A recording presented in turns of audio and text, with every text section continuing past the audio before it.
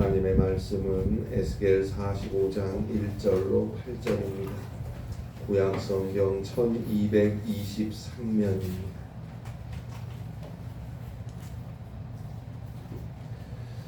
구약성경 1223페이지입니다. 에스겔서 45장 1절로 8절입니다. 구약성경 1223페이지입니다. 에스겔 45장 1절로 8절입니다.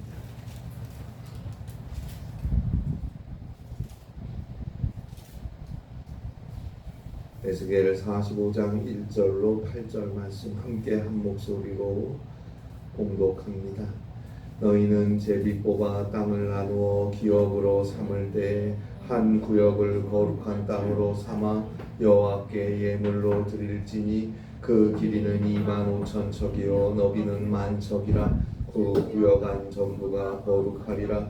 그 중에서 성소에 속할 땅은 길이가 500척이요 너비가 500척이니 네모가 반듯하며 그 외에 사방 50척으로 전원이 되게 하되 이 측량한 가운데에서 길이는 25,000척을 너비는 10,000척을 측량하고 그 안에 성소를 둘지니 지극히 거룩한 곳이요 그곳은 성소에서 수종드는 제사장들 곧 하나님께 가까이 나아가서 수종드는 자들에게 주는 거룩한 땅이니 그들이 집을 지을 땅이며 성소를 위한 거룩한 곳이라. 그 길이는 25,000척을 너비는 10,000척을 측량하여 성전에서 수종드는 레위 사람에게 돌려 그들의 거주지를 삼아 마을 스물을 세우게 하고 구별한 거룩한 구역 옆에 너비는 5,000척을 길이는 25,000척을 측량하여 성읍의 기지로 삼아 이스라엘 온 족속에게 돌리고 드린 거룩한 구역과 성읍의 기지된 땅의 좌우편 곧 드린 거룩한 구역의 옆과 성읍의 기지 옆의 땅을 왕에게 돌리되 서쪽으로 향하여 서쪽 국경까지와 동쪽으로 향하여 동쪽 국경까지니 그 길이가 구역 하나와 서로 같을지니라. 이 땅을 왕에게 돌려 이스라엘 가운데의 기업으로 삼게 하면 나의 왕들이 다시는 내 백성을 압제하지 아니하리라. 그 나머지 땅은 이스라엘 족속에게 그 지파대로 줄지니라. 아멘. 아주 추운 겨울밤에 넓고 아주 큰 그릇에 고슴도치들을 여러 마리 담아서 밖에 내어놓았다고 합니다. 영하 20도 밑으로 기온이 떨어지는 혹한 속에서 거센 찬바람까지 맹렬히 불어오자 고슴도치들이 한 마리 두 마리 한 곳으로 모여들기 시작했어요. 그러나 고슴도치들이 가지고 있는 저마다의 침이 그 고슴도치들의 가시가 상대방을 찌르니까 피를 흘리며 고슴도치들은 아파서 다시 흩어졌어요. 흩어지니까 추워요. 그래서 다시 모였어요. 그런데 모이니까 서로가 서로의 가시로 찔러서 아파서 또 다시 흩어져요. 자, 아침이 돼서 나가서 고슴도치들이 어떻게 됐나 보니까 다 죽어 있었다고 합니다. 절반은 얼어서 죽고 절반은 피를 흘리고 죽었다고 합니다. 뭉치면 살고 흩어지면 죽는다 말이 있죠. 그런데 과연 뭉치면 살 수 있을까요? 뭉치니 피를 흘리고 죽으니 어떡합니까?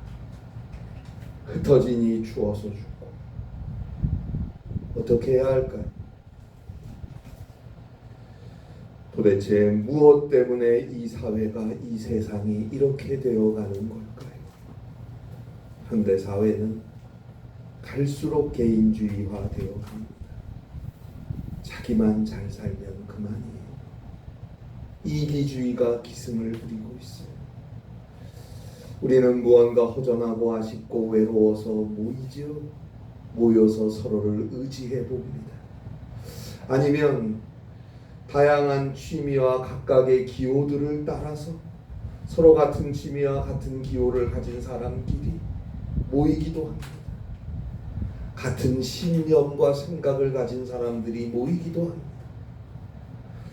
그러나 그곳에서 갈등을 느끼고 문제를 일으킵니다. 문제가 일어납니다.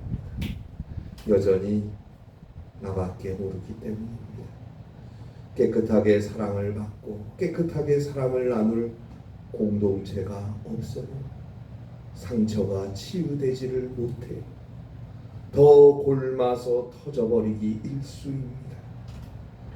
어쩌면 처음부터 죄악된 인간들이 모여서 만드는 사회라는 것은, 어떤 집단이라는 것은 늘상 이기심과 다툼과 분쟁으로 끝날 수밖에 없는 게 아닌가라는 생각을 해봅니다. 창세기 11장에 나오는 바벨 사건처럼 인간이 하나 되고자 하는 그 목적도 결국은 자신의 이름을 내기 위한 것일 뿐이고 자신들의 욕심을 채우고자 함일 뿐이지 그 이상도 그 이하도 아닙니다. 하나님께서 결국은 그 인간들을 온 지면에 흩어버리셨고 온 땅에 언어를 혼잡하게 하시지 않았습니까? 결국 우리의 삶의 중심에 내가 아닌 하나님이 계셔야 합니다. 그리스도께서 함께 계셔야 합니다. 그래야 인간은 비로소 참된 가치의 진정한 행복의 삶을 맛보고 살아갈 수 있습니다. 하나님의 임재와 벅찬 감격과 주님의 은혜를 경험할 자리가 우리의 삶의 중심에 있어야 합니다. 안 그러면 이 세상에서 사람들 사이에서 삶의 이런저런 일들과 문제들을 부둥켜 안고 씨름하다가 죽어갈 수밖에 없습니다. 따라서 우리는 하나님께서 기뻐하시는 아름다운 삶의 자리는 오직 교회뿐이라는 걸 알아야 합니다. 그리스도의 십자가의 구속하심과 구원의 은혜, 복음의 은혜, 기도와 찬송, 오직 하나님께 영광 돌리며 그리스도와 함께하는 교회가 우리의 삶의 중심에 있어야 합니다. 그래서 서로가 서로를 위해 기도해주고 서로의 상처를 어루만져주고 위로하고 섬기고 주의 은혜와 사랑을 함께 나누고 전하는 삶을 살아야 합니다. 오늘 성경에 보면 하나님께서 에스겔을 통해서 아주 중요한 말씀을 이스라엘에게 전해주고 계십니다. 이 말씀은 비단 그 옛날 이스라엘 백성들뿐 아니라 오늘 우리 그리스도인들에게 주시는 영원한 하나님의 말씀임을 우리는 꼭 알아야 합니다. 하나님께서 선택하신 이스라엘 유다 백성들은 그 많은 날 회개하고 하나님께로 돌아오라는 하나님의 선지자들을 통해 주어지는 하나님의 말씀을 듣고도 못 들은 척하고 듣고도 핑계하고 듣고도 거역했습니다. 회개하라 회개하라 회개하고 하나님의 말씀으로 돌아와라 그래야 살리라. 수많은 주의 선지자들이 외치고 외쳤건만 이스라엘 유다 백성들은 끝내 듣지 않고 자기 좋을 때 자기 생각대로 세상과 물질과 우상을 쫓아 하나님을 멀리 떠난 삶을 살았어요. 결국 하나님께서 당시 강국이었던 고대 바벨론 제국의 느부갓네살 왕을 통하여 유다 나라를 치십니다. 기원전 586년에 유다 나라는 기어코 패망당하고 말았습니다. 하나님께 예배해야 할 거룩한 성 예루살렘은 무너졌고 유다의 마지막 왕 시드기야는 두 눈이 뽑힌 채 쇠사슬에 결박되어 바벨론으로 질질 끌려갔고 많은 백성들은 나라를 잃고 세계를 떠돌게 되었고 왕족들, 귀족들, 많은 백성들은 바벨론의 포로로 잡혀가게 되었습니다. 나라를 잃고 포로 신세가 되었어요. 그렇게 70년을 삽니다. 그러나 하나님께서 이스라엘 유다 백성들을 긍휼히 여기시고 그들의 도함과 회개와 부르짖음을 들으시고 그들을 회복시켜 주십니다. 그들로 하여금 다시 고향 예루살렘으로 이스라엘 유다 땅으로 돌아오게 해 주십니다. 그 용서와 치유, 회복에 대한 이상, 환상을 하나님의 사람 선지자 에스겔에게 보여주시면서 오늘 이 말씀을 바벨론 포로 생활하고 있는 이스라엘 유다 백성들에게 전해주고 계시는 것입니다. 오늘도 여전히 세상의 죄의 물질의 시험과 질병, 유혹, 아픔과 미움과 다툼과 욕심과 쾌락에 짓눌려 사는, 때로는 교만과 자기 아집의 포로가 되어 있는 이기적이고 개인적인 삶을 사는 이 땅의 모든 이들에게 주시는 하나님의 말씀입니다. 우리가 겸손하게 듣고 깨닫고 회개하고 순종할 수 있을 때 우리 앞에 그야말로 새롭고 신선한 시간들이 전개될 것입니다. 자, 오늘 성경 에스겔 45장 1절입니다. 너희는 제비를 뽑아 땅을 나누어 기업으로 삼을 때에 한 구역을 거룩한 땅으로 삼아 여호와께 예물로 드릴지니 그 길이는 25,000척이요 너비는 10,000척이라. 그 구역 안 전부가 거룩하리라. 이제 얼마 후에 하나님의 은혜로 바벨론 포로 생활하던 이스라엘 유다 백성들이 예루살렘으로 귀환하게 될 텐데, 그들이 자신들의 고향 예루살렘으로 돌아왔을 때 땅을 나누고 특별히 한 구역을 거룩한 땅으로 구별하여 삼을 것을 지시하는 말씀입니다.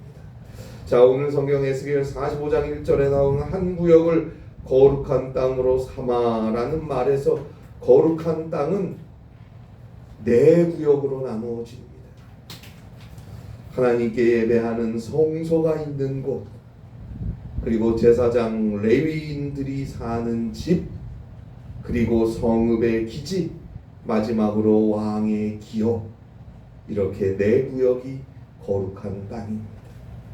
이 네 가지 지역을 거룩한 구역이 되도록 하라 하나님이 말씀하고 있습니다.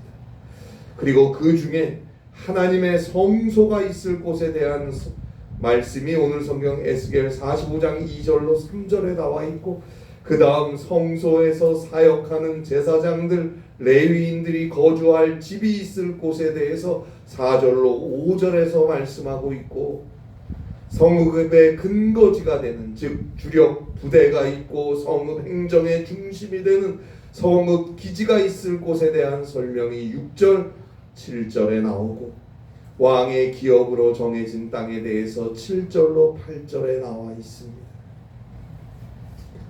자, 여기서 한 가지 흥미로운 것은 굳이 왕의 기업, 왕의 소유가 될 땅까지 정해 주어야 하나라는 것이, 굳이 그것까지 거룩한 구역 안에 넣어서 구별해야 하나 하는 생각이 듭니다. 그런데 그 이유는 오늘 성경 에스겔 45장 8절에 나오듯이 이스라엘 백성들을 위한 것이었습니다. 왕을 위한 것이 아니고 백성들을 위한 것이었음을 우리는 알아야 합니다. 열왕기상 21장 1절부터 보면 아합 왕이 나봇의 포도원을 빼앗은 기사가 나오죠. 이처럼 왕이 정치 권력을 가진 자가 백성을 착취하고 억압했던 일들이 또다시 비일비재하게 일어나지 않도록 하기 위해 오늘 성경 에스겔 45장 7절에 보는 대로 성읍 기지 옆에 동쪽과 서쪽으로 그 국경까지를 왕의 땅으로 지정해 준 것입니다. 왕의 땅을 아예 정해 줄 테니 백성들의 땅을 탐내고 빼앗고 억압하지 말라는 것입니다. 오히려 왕 당신에게 주어진 그 넓은 땅에서 얻은 소출과 열매들을 가지고 백성들을 위해서 백성들이 필요로 할 때 도와주라는 거예요. 백성들을 위한 애민 정책을 잘 시행하라는 것입니다. 그래서 오늘 성경 바로 뒤에 나오는 에스겔 45장 9절에서는 왕과 통치자들에게 백성들을 속이지 말고 백성들의 것을 빼앗지 말고 너희에게 주어진 것으로 만족하라고 분명하게 하나님께서 경고하고 있습니다. 또한 레위기 19장 35절로 36절, 신명기 25장 13절로 16절에 보면 재판할 때 또 어떤 경제적인 거래, 시장 활동, 상업 활동하는 것과 같은 것들이 백성들에게 불이익이 돌아가지 않도록 공정하고 공평하고 공의로워야 한다고 모세의 율법으로 규정하고 있습니다. 하나님은 언제나 힘없는 자, 약한 자, 가난한 자, 백성들의 편입니다. 아모스 8장 4절로 8절에 보면 하나님께서 부자들, 권세자들의 죄를 지적하시면서 가난한 자들을 삼키며 땅에 힘없는 자들을 망하게 하려는 자들이라고 질책하고 계십니다. 그들의 죄악을, 행동들을 절대 잊지 않겠다고 하나님께서 맹세하고 계십니다. 오늘도 하나님께서 이 세상을 바라보고 계십니다. 어렵고 힘없는 자들, 약자들, 억울한 자들, 아프고 상처받은 자들, 그들을 치료하시고 위로하시고 도우시는 하나님께서 세상의 권력자들을 향해, 많이 가지고 누리고 사는 사람들을 향해 사랑과 공의와 나눔으로 함께 살아가도록 하셨음을 우리는 알아야 합니다. 모든 것은 다 하나님께로부터 온 것이니까요. 특별히 우리 그리스도인들에게, 구원받은 주의 자녀들에게 그리스도의 사랑으로 사랑하고 나누고 섬기며 살 것을 요구하고 계십니다. 죄로 인해 죽을 수밖에 없는 우리를 용서하시고 구원하시기 위해서 하나님의 독생자 예수 그리스도께서 인간이 되어 우리 가운데 이 땅에 오셨어요. 오셔서 우리와 함께 우리를 위해 사셨어요. 그리고 마침내 우리의 모든 죄악들을 대신 다 담당하시고 저 참혹한 죄인의 십자가에 죽으셨어요. 하나님께서 그 예수를 죽은 자 가운데서 일으켜 세워주셨습니다. 이제 예수 그리스도를 믿는 자는 예수 그리스도의 십자가의 보혈, 그 구속의 은총으로 인해서 모든 죄악이 용서함을 얻게 되었고, 예수 그리스도를 믿는 자는 하나님께서 죽은 자 가운데서 일으켜 세워주신 예수 그리스도의 부활의 생명으로 말미암아 죽음을 지나서 저 영원한 생명 천국의 구원을 얻게 되었습니다. 이제 은혜를 받은 자답게 그 큰 사랑을 받은 자다운 삶을 살아야 합니다. 고린도후서 6장 1절 말씀대로 그리스도 예수를 통해 우리에게 주어진 하나님의 은혜를 헛되게 해서는 안 됩니다. 그리스도 예수의 사랑의 힘으로 사랑해야 합니다. 어렵고 아픈 자를 위하여 기도하고 넘어진 자의 손을 잡아주고 함께 걸어갈 수 있어야 합니다. 하나님께서 그를 통해서 하나님의 귀한 사랑의 일들을 이루어 가시는 것입니다. 우리가 만나는 가난한 자들, 우리가 만나는 어려운 자들, 어떤 집사님이 서울역에 나갔더니 너무 많은 구걸하는 사람들이 너무 비위생적으로 그 거리에서 구걸하며 사는 걸 보고, 하나님, 주여, 어떻게 저들을 저대로 놔두십니까?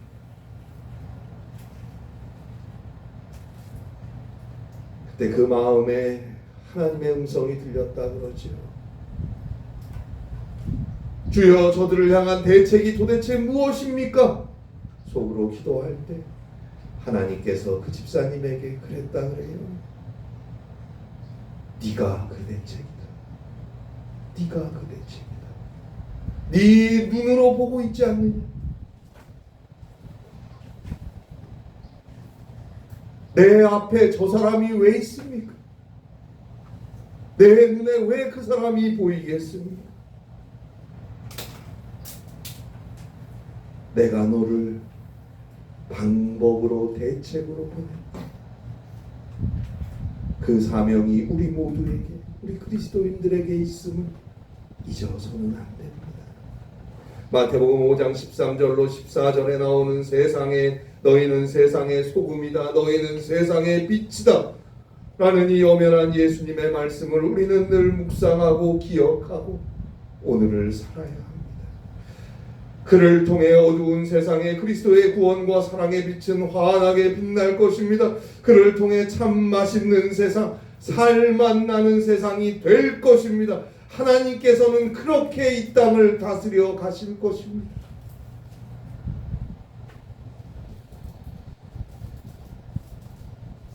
교회를 통해, 나를 통해 하나님은 그렇게 세상을 다스리기를 원하고 계십니다.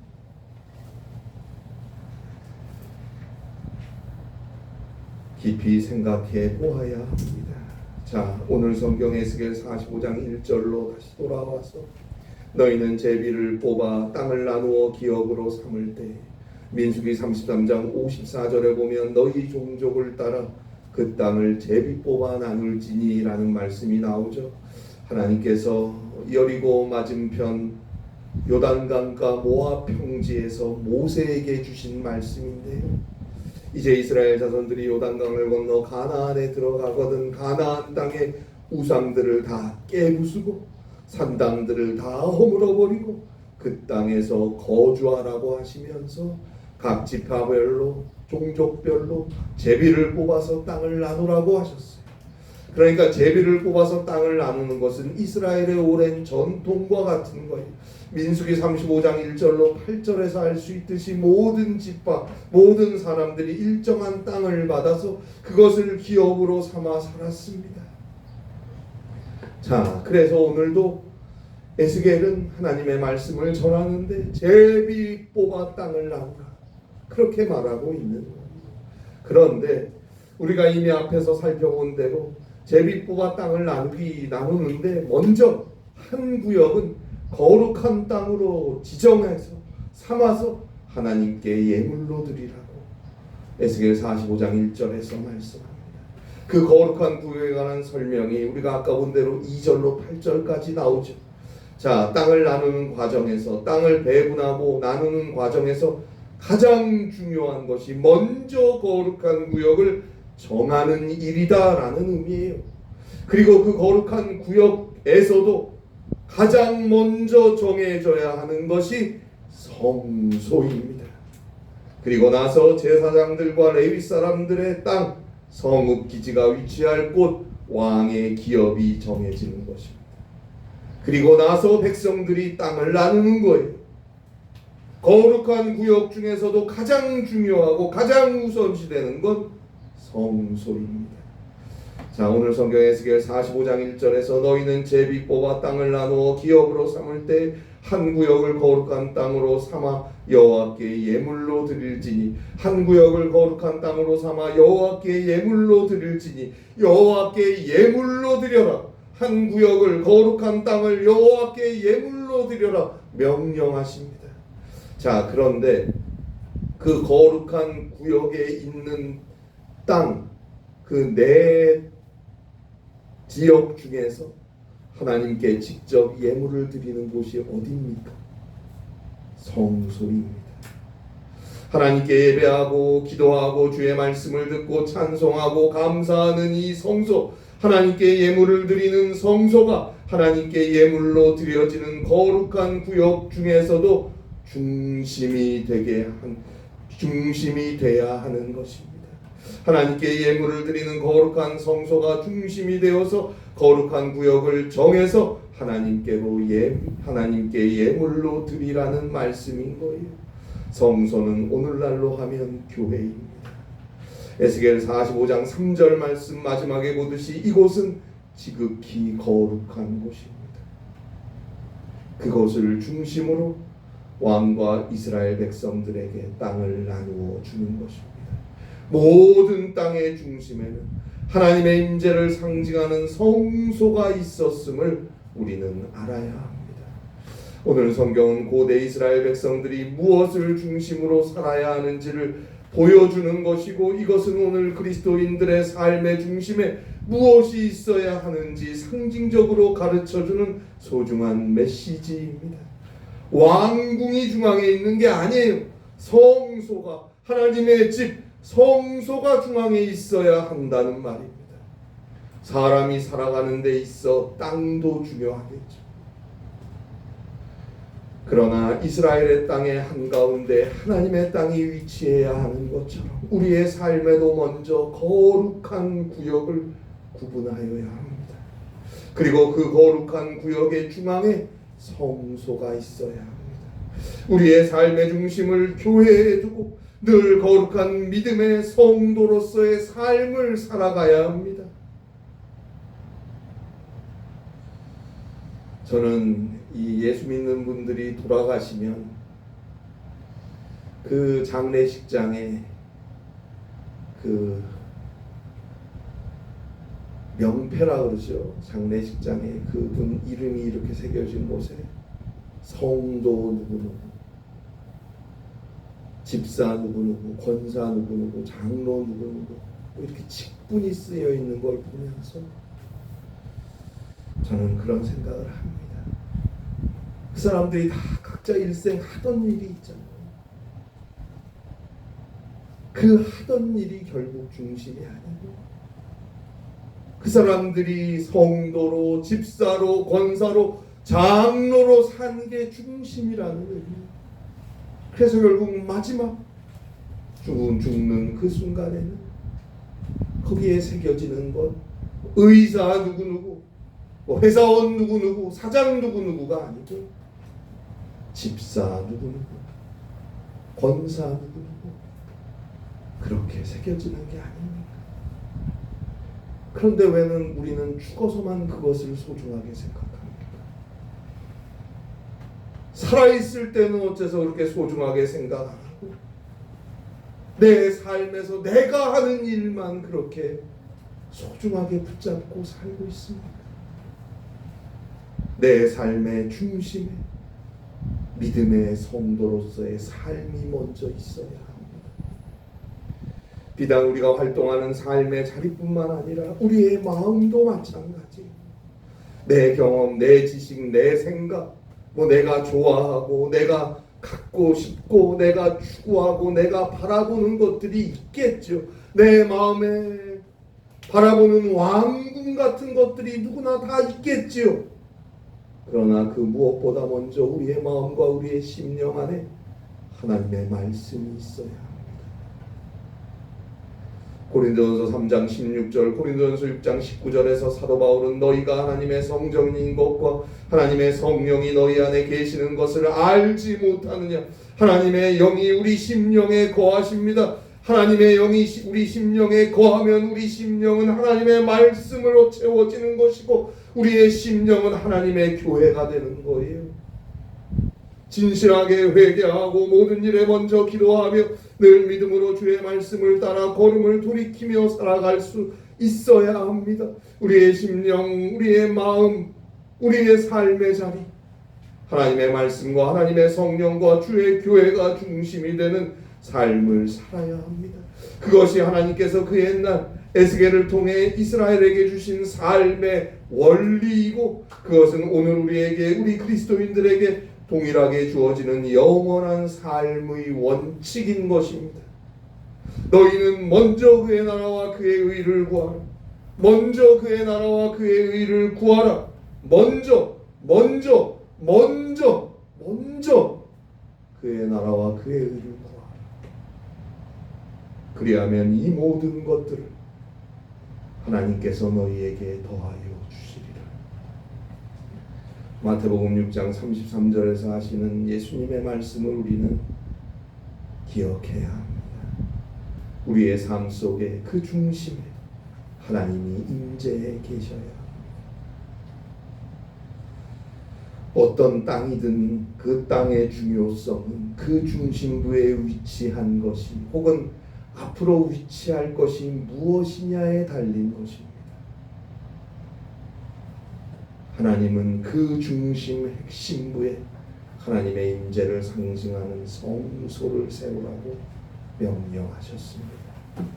우리들의 삶, 여러 만남이 있고 여러 사건이 있고 여러 일들을 경험하고 겪으며 살아오겠지만, 살아왔고 또 살아갈 것이고 그렇겠지만, 아무리 다양한 삶을, 여러 삶을 경험하고 산다고 해도 언제나 어디서나 우리의 삶의 핵심에는 하나님이 계셔야 합니다.